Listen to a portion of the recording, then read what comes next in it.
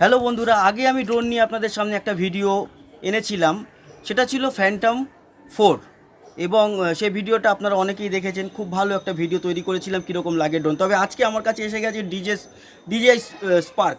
এই ড্রোনটা সম্পর্কে আমি অনেক দিন ধরেই শুনছিলাম, আর ড্রোনটা একদম একটুখানি ছোট, মানে আপনি যদি কম্পেয়ার করেন আমার হাতের আঙ্গুলের সঙ্গে এতটুকু।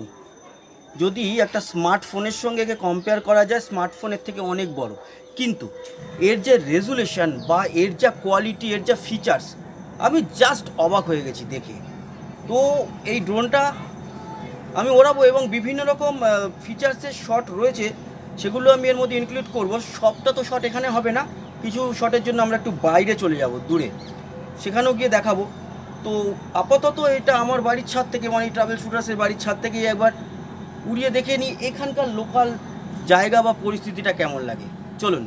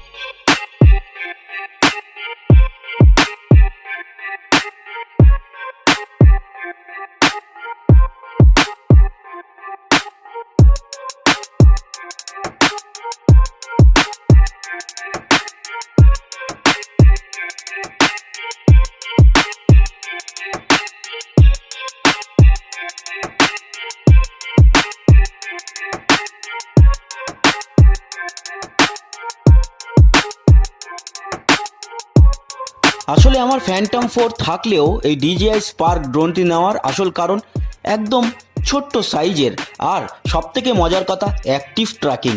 আমাকে ফলো করবে, আমার কথা শুনবে, তবেই না সে আমার প্রিয় হবে ড্রোন। যাই হোক, এই ভিডিওতে আমাদের হেল্প করেছে ট্রাভেল কোয়েস্ট বলে একটি চ্যানেল। ওদের যে লিঙ্কটা আমি দিয়ে দেবো ডেসক্রিপশান বক্সে, সেখানে আপনারা ওদের চ্যানেলটিও ফলো করতে পারেন।